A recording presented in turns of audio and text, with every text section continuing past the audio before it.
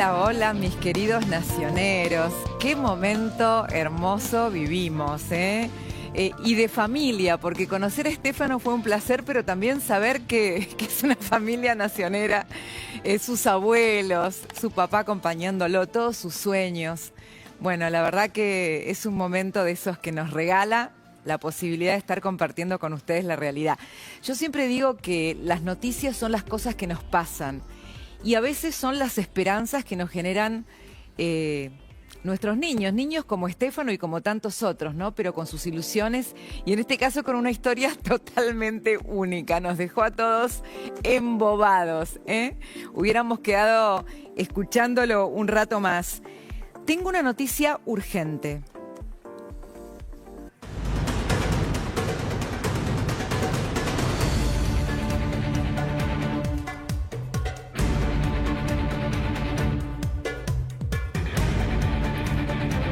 Acaba de terminar la votación de las autoridades de la Comisión Interamericana de Derechos Humanos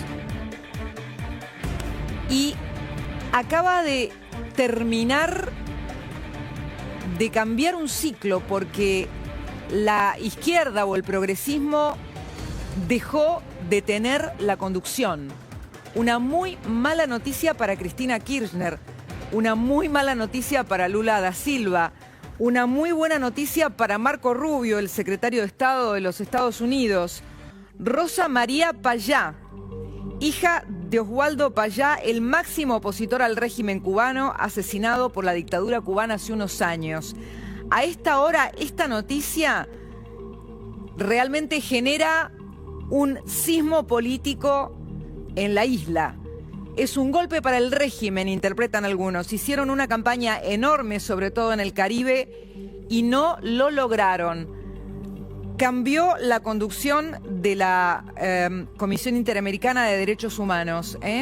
Esto es una noticia que probablemente no tiene una lectura local, pero sí de nivel regional muy importante. Permítanme buscar lo que acaba de decir el secretario de Estado de los Estados Unidos, Marco Rubio. Felicitaciones a Rosa María Payá, cuya voz e incansable defensa de la libertad y la democracia y los derechos humanos en nuestra región es necesaria más que nunca. Esto cambia el eje en la Comisión Interamericana de Derechos Humanos, que deja de estar dominada por la izquierda y sobre todo con la influencia de regímenes como Cuba y Venezuela. Esto está pasando ahora. Recordemos que a esa comisión buscaban acudir los abogados de Cristina Kirchner. Bueno, ahora directamente en cuanto a esta nueva conducción, me parece que decaen también las esperanzas de plantear una posibilidad o idea de lawfare. Amigos, esto es para empezar. No sé si tiene alguna repercusión en la mesa sobre esto. Inmediata no, después lo analizamos. Perfecto. Miren, el primer escándalo del día, porque todavía estoy realmente sorprendida, es que luego de revelar ayer en nuestro programa, aquí en Siempre Más, en La Nación Más, la flagrante violación del reglamento en el Senado bonaerense, cuando eligieron, trampeando las reglas, le dieron media sanción a la reelección indefinida de senadores, diputados, consejeros, concejales. La primera de las situaciones que escandaliza es que no pasó nada. O sea, no se dan por enterados. Yo ahí decía, ¿dónde están los otros miembros del Senado, los que no votaron a favor de esta iniciativa? La verdad que me parecía escandaloso que nadie esté haciendo una presentación o que ese mismo día no hayan frenado la sesión para evitar que pasara algo como lo que pasó. Logré que me contestara el jefe del bloque del PRO. El PRO hizo en ese momento un comunicado y me dijo que habían hecho una presentación a la Secretaría Legislativa, pero claro, todo suena a poco. Esto me decía el senador Cristian Gribaudo. Claro, en el momento que se pide la votación nominal, ellos interpretan que esa es la segunda vez que se vota. Nosotros con la Secretaría Legislativa, con nuestro secretario legislativo, estamos obviamente presentando la aclaración a la Secretaría Legislativa de Cámara de que esa es la segunda votación o no. Miren, ¿qué quieren que les diga? ¿Escucharon a alguien denunciando? ¿Escucharon sobre una presentación judicial? ¿Escucharon a alguien proponiendo una nueva sesión para tratar esto? ¿Qué hubiera pasado si no lo descubría Camila Dolavllan ayer? ¿Qué hubiera pasado si no se los contábamos acá? Si nosotros no empezábamos a mover este tema. ¿Esto qué quiere decir? Planteaba bien ayer Camila, ignorancia o complicidad. Lo dejaron pasar. Si pasa, pasa. Si sigue, sigue. Pero no termina la cuestión aquí. Este domingo votan los formoseños. En elecciones que ustedes ya saben van a buscar reformar la Constitución para tratar de esquivar una orden que dio la Corte Suprema, que es que se terminen las reelecciones indefinidas porque simplemente son inconstitucionales. El otro día tuve una charla con el constitucionalista Félix Lonigro y el doctor Lonigro me dijo algo muy fuerte. Me dijo, mira Cristina, Formosa está secuestrada, pero me dejó una frase que yo les quiero compartir para mostrarles algo después. Y te pido, Camila, que estés lista para lo que sigue, que es otro escándalo. Les dije que empezábamos con un escándalo, ahora tenemos el otro. El doctor Félix Lonigro me dijo, los gobernantes que se eternizan en el poder secuestran a sus gobernados con un vínculo de dependencia que los condiciona a la hora de votar. Hasta acá les puede parecer teoría. Yo nunca me imaginé que 2 días después esta frase, condicionan a la hora de votar con un vínculo de dependencia, esta frase iba a tener un hecho literal para contar y mostrar en video. Escándalo en Formosa. Adelante con otro hallazgo, Camila Dolavllan. Lo que se está viviendo en estos días, Cris, es realmente tan lamentablemente conocido como preocupante. Te voy a presentar este video en el que vamos a ver a un intendente magistralmente coordinando un operativo para repartir bolsas por votos. ¿Te suena desconocido? Probablemente no. Pero con esta era, todo lo que ya se hace décadas, no solamente en Formosa, en otros lugares de la Argentina también, ahora lo vemos crudo. Un intendente, en este caso el del Colorado, que está hace 20 años en el poder, coordinando el operativo para el domingo. ¿Para qué? Para entregar bolsones por voluntades. Mira, ahí tenemos el video. Bueno, el domingo, cuando se van a votar, es una bolsa por voto. Y el otro que tenemos que aclarar, Horacio y todo, es que le damos un papelito para que vaya a retirar la mercadería después de la empresa. Guarda que ese, si queda con el voto, nos anula el voto. 2 cosas le vamos a pedir nosotros allá.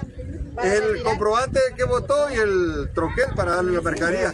Le entregamos ese y le agujereamos el... ¿Estamos? Bueno, vamos. No sé, Camila, cuál es tu sensación. Déjame por lo menos compartirte una sensación, porque te genera un nudo en el estómago ver eso. No parece un intendente, parece un capataz, ¿no? Parece un capataz que no está ante ciudadanos, sino que está ante personas a las que tiene atadas por la necesidad de recibir comida, de recibir alimento, y que los condiciona, ¿no? Por momentos, cuando uno piensa en este condicionamiento, ya ni siquiera puedes decir capataz. Es como un carcelero, ¿no? Que te da esto para que vos le des lo otro y se queda con el troquel para tener la prueba de que vos obedeciste. O sea, está violentando y profanando el acto de la libre elección de los ciudadanos de Formosa. Es un escándalo, Camila. Comparto totalmente tu visión sobre el carcelero, porque este nivel de impunidad durante años por la oscuridad, ¿no? De una provincia que ha cerrado sus puertas a la prensa en oportunidades, donde... vos sabés que cuando estuve en Formosa la última vez le pregunté a algunas personas con las que me juntaba, caminé la provincia, y cuando hablaba con personas les consultaba si creían que cuando iban a votar su voto era secreto. No hubo una que me conteste que sí. Mirá, eso que estábamos viendo recién. Ese video, Cris, Ahí está la prueba. Exacto. Ese video me lo mandan de otro lugar de Formosa, en donde la comida se está repartiendo de forma anticipada. Por supuesto que no existe la veda electoral ni nada por el estilo, pero este clientelismo profundo, totalmente arraigado en el sistema político, en este caso de la provincia de Formosa, hace que se perpetúe en el poder hace casi 40 años. Y si se lograra aprobar esto, casi 50, llegará a casi 50. ¿Cuál sería la mecánica? Llevan en la bolsa de comida una por familia, una por familia. Una por voto, decía el señor. En este caso, pero una después por decía voto. una por familia que dejaba, Claro, ¿viste? en la previa. Entonces, ¿cuándo le entregan la comida? ¿Después de votar? En el video dice que la tienen que ir a buscar después de votar con el troquel. Esa es la logística. Tiene que tener garantizado. Esto muchas veces es como funciona, Cris, con lo que se llama el voto en cadena. ¿Cómo Claro. funciona esto? Boleta papel, sobre, así de simple. Funciona con una primera persona que tiene que ir a agarrar el sobre original, digamos. Igual está todo, no se preocupan mucho por los sobres, porque imagínate que las personas, los fiscales de mesa, los presidentes de mesa, son todos conocidos, ¿no? Pero para que se entienda, alguien busca el primer sobre, mete cualquier cosa dentro, es dependiente de que se meta cualquier cosa primero Sí. dentro de la urna, y luego tiene que salir con la boleta vacía. Entonces lo que va a hacer, esto generalmente lo hace el puntero, ¿no? Entonces, ¿qué va a hacer? Se la da al puntero afuera de la escuela y el puntero va a meter la boleta correspondiente, ¿no? La boleta que le va a dar a la gente para que vote, que sabe que es la de su partido. Se la da a una persona, la persona entra con el sobre ya tiene la boleta, mete ese en la urna y tiene que salir con el sobre vacío. Y así se da el voto en cadena. Cuando la persona sale con el sobre vacío, te dan la comida. Así funciona en la Argentina, en el conurbano, en Formosa y en muchas otras provincias, lo que se llama el voto en cadena, que es uno de los típicos fraudes electorales. Yo sé que nos ven nuestros compatriotas de Formosa y que a veces la única esperanza que tiene es que nos acordemos de ellos porque se sienten atrapados. Ni hablar de la experiencia de la pandemia, que ustedes recordarán, veníamos viendo denuncias tras denuncias hasta que vimos verdaderas cárceles en la pandemia. Pero la prisión no terminó. En este caso es la prisión de la dependencia. A nuestros hermanos argentinos de Formosa, obviamente, los acompañamos en la oportunidad que tienen este domingo de cambiar la historia, pero los acompañamos también con la denuncia de lo que seguramente no pueden contar allá. Yo pensaba recién, cuando veía esa escena, que me parecía humillante, ¿no? Era humillante la escena, porque la condición es a cambio del sustento, ¿no? Entonces es totalmente humillante, totalmente asimétrica, desde la perspectiva en que se lo mire. Y esas personas se creen dueños de sus vidas, dueños de las vidas de sus hijos, y quizás fueron dueños de las vidas de sus padres, porque están dominando la provincia en la mitad de la vida institucional de Formosa. Yo quiero agregar algo. No crean que la va a sacar tan fácil Gildo Insfrán. Porque, a ver, aun si lograra los números mediante todas estas trampas para la reforma constitucional con el propósito que quiere, que es lograr otro mandato y luego otro mandato para volver a contar, ¿no? Para burlarse de la orden que le dio la Corte y decirle, pero mire, esta es una nueva constitución, ya prohibimos la reelección indefinida, pero empezamos a contar de nuevo y yo me sigo quedando en el poder. Podría pasar exactamente de la misma manera que pasó con Tucumán y con San Juan, donde la Corte pocos días antes de que se dieran las elecciones les dijo, señores, ustedes están trampeando el espíritu de lo que decidió esta Corte. Y yo quiero señalar concretamente lo que decía ese fallo, el fallo que tenía que ver con San Juan y con Tucumán, porque fue el fallo preparatorio de la Corte Suprema antes de decirle a Formosa que las reelecciones indefinidas eran inconstitucionales. Y quiero que me sigan, porque es muy grave lo que van a leer. La reelección para sucesivos mandatos de una persona conlleva el riesgo de que el pueblo deje de ser debidamente representado por sus elegidos y que el sistema de gobierno se asemeje más a una autocracia que a una democracia. ¿Saben lo que dice este fallo de la Corte? Para sintetizar lo que sigue. Hoy Formosa es una autocracia. Hoy Formosa es una autocracia. Eso es lo que dice el fallo de la Corte con la descripción que hace cuando decidió exactamente sobre San Juan y Tucumán, que habían dado vuelta un par de cosas para que siguieran gobernando los mismos. Fíjense lo que contamos de la provincia de Buenos Aires.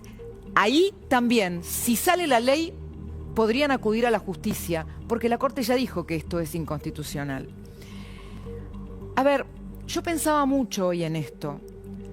En Argentina no empezamos a hablar ahora de las reelecciones indefinidas. Tiene mucha historia este tema. Y les diría más, hasta que en Argentina las provincias de Santa Cruz, Formosa y Catamarca no terminen con la reelección indefinida, vamos a hacer una república por hacer, en construcción, porque esas 3 provincias todavía tienen una condición que las hace estar afuera de la República. Tengo que destacar que en Catamarca el gobernador Jalil tiene un plan para reformar la Constitución para terminar con las reelecciones indefinidas, pero vamos a ver que no sea de las condiciones que está planteando Gildo Insfram. Ahora, quiero, porque esto les decía no es de ahora, pero para que ustedes vean la magnitud de lo que estamos hablando y cómo insisten con voracidad, como si fuéramos todos estúpidos. Ya hubo 2 presidentes que quisieron la reelección indefinida, que quisieron toquetear la Constitución para quedarse para siempre. Uno fue Carlos Menem. Miren, a tal punto que muchos dicen que si Carlos Menem no hubiera estado obsesionado con la reelección en su segunda presidencia, hubiera podido hacer las reformas de segunda generación que hubieran evitado que la convertibilidad colisionara. Porque el camino se dividía en 2 posibilidades, o empeñarlo todo en la reelección o hacer las reformas que podían de alguna manera poner la productividad que daba la ley de convertibilidad a la par del valor que tenía la moneda, ¿no? Me acuerdo que en esa época el dibujante Hermenegildo Sabat lo dibujaba a Menem con un sillón. Entonces Menem en todos los dibujos de Sabat iba con el sillón. El sillón es mío, mío, mío, a todas partes iba Menem con el sillón. Y ahí no terminó. Cristina Kirchner también quiso la reelección indefinida. Y es muy interesante la historia, nos enseña tantas cosas. A Cristina Kirchner, quien de alguna manera le termina cortando el sueño reeleccionista, fue ni más ni menos que Sergio Massa con el Frente Renovador, porque en ese momento se divide el peronismo en la provincia de Buenos Aires y no logran los números que les hubieran permitido la reelección. No solamente eso, hubo un grupo de senadores de la oposición peronista que firmaron un documento donde estaban los números que impedirían la mayoría especial que necesitaba una reforma de la Constitución. Pero existía hasta el proyecto, el borrador de cómo tenía que ser esa Constitución. Y obviamente los lineamientos eran bolivarianos. Yo se los voy a mostrar. Querían atenuar la propiedad privada, querían someter a la justicia bajo el Poder Ejecutivo, querían controlar a los medios, querían la reelección indefinida. Y todo esto, que no pudieron lograrlo mediante una reforma constitucional, excepto la reelección indefinida, todo lo iban a intentar después con reformas que tensarían el sistema republicano. Las expropiaciones como la que intentaron con Vicentino, las regulaciones expropiatorias o querer meterse con el campo, todo tenía que ver con esto, con la propiedad privada, el cepo, los impuestos confiscatorios, someter a la justicia la democratización de la justicia. ¿Qué fue sino intentar esto? Controlar a los medios, la ley de medios. Esto no lo pudieron lograr. Pero me acuerdo que lo verbalizó de una manera muy contundente la entonces diputada Diana Conti cuando pedía Cristina Eterna. Algunos sectores ultrakirchneristas, yo pertenezco a ellos, avisoramos a veces el deseo de hacer una reforma constitucional porque quisiéramos tener una Cristina eterna. Eterna. Hoy Cristina está presa por corrupción. Y yo digo ganó la República, no porque le haya ganado a Cristina Kirchner, sino porque le ganó a la impunidad, porque la otra condición de la República, ya lo dijimos 80 veces, es que haya división de poderes y que nadie esté por encima de la ley. Entonces, bueno, todo esto, aunque personas como el ex juez Eugenio Zaffaroni digan cosas como esta. Esto se veía venir. Tenemos la condena de Amado Boudou por un delito del cual no tiene la característica que exige el tipo por el sujeto activo. Tenemos la prisión política de Milagro Sala. ¿Y de dónde viene esto? Bueno, no nos llamemos a engaño, por favor. Esto no es local, esto no es Mañeto, esto no es Milei, no. Esto es el lawfare de toda nuestra región. Cuando uno observa todo este hilo conductor de acontecimientos y ve que no viene de ahora, ve que se remonta al segundo presidente desde el regreso a la democracia y a todos los que en el medio intentaron lo mismo, sea Juan Mansur, sea Sergio Uñac, sea Carlos Rovira. Entonces, dos presidentes, Cristina, Menem, y ahora los varones del conurbano que quieren volver, los senadores con reelección indefinida, Gildo Insfrán que quiere ser eterno. ¿Saben qué pensaba hoy? Que podemos pensar estos casi 40 años desde el retorno de la democracia más, los podemos pensar a estos 40 años como los años en que empezamos a construir la República. Pienso que nuestra generación quizás es la que resistió todo este tiempo para que la República se mantuviera en pie. La que de alguna manera, con sus elecciones, impidiendo que haya mayorías absolutas, con sus expresiones libres, con su apoyo a la democracia, porque nuestro país sigue siendo un país donde cuando uno hace encuestas, a pesar de las crisis tras crisis que hemos tenido y de que nuestra economía ha sufrido y ha dejado como una gran deuda pendiente el bienestar, recordemos que hasta no hace mucho había una mitad del país sumida en la pobreza, que así empezó este gobierno su mandato. Con todo eso, sigue siendo un país que defiende la democracia como su sistema de vida, pero también somos probablemente la generación que ayudó con sus elecciones a construir la República, porque nadie terminó teniendo tanto poder como para lograr ser elegido para siempre.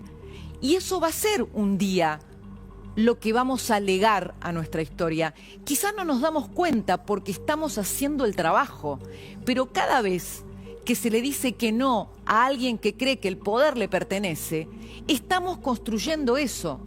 Y es un trabajo mucho más lento que el de ir a votar una elección. Es un trabajo de generaciones, es un trabajo de décadas. ¿Y saben qué les quiero decir a nuestros hermanos de Formosa? Que este domingo tiene la oportunidad de ser parte de esta historia. ¿Se imaginan lo que le van a poder contar a sus hijos si les cuentan que los liberaron de sus secuestradores? Que esa provincia que hoy está nominalmente en el mapa de la Argentina, pero que está fuera de la República, logra salir de esas cadenas. Ojalá pueda ser. Hemos cruzado muchas fronteras y hay muchos que subestiman a la gente hasta que un día se enteran que aún el que necesita, que aún el que depende, que aún ese al que lo tienen condicionado, encuentra un resquicio de dignidad. Ojalá el domingo Formosa se haga escuchar y diga que no tiene dueños, que no tiene amos y señores. Diga que hay una chance para la República. Amigos, le voy a pedir a Facundo Chávez que cuente algo sobre los secretos de la negociación entre La Libertad Avanza y PRO, y me voy a correr a otra mesa en la que habitualmente no estoy, porque tengo una entrevista que siento que es muy importante, y ya van a ver por qué. Sobre todo porque es una persona que generalmente no va a la televisión, y estoy muy agradecida de que esté con nosotros hoy en los estudios de La Nación. Adelante, Facu, así no queda fuera esa información y me voy al otro estudio. Hay una tensión